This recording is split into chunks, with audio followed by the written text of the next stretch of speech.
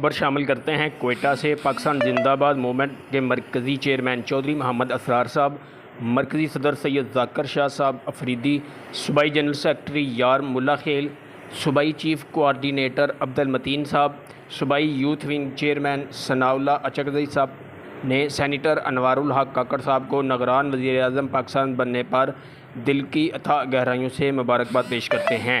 ये काबिल फ़ख्र और खुश आइंदा बात है कि ममलकत खुदादात इस्लामी जमहूरिया पाकिस्तान को बलूचिस्तान से एक इंतहाई काबिल बासलाहियत शख्सियत सेनेटर अनवारुल हक काकड़ साहब को निगरान वज़ीर-ए-आज़म मुंतखब किया गया है। उम्मीद है निगरान वज़ीर-ए-आज़म पाकिस्तान सेनेटर अनवारुल हक काकड़ साहब बेहतरीन तरीके से अपने फ़राइज़ अंजाम देंगे।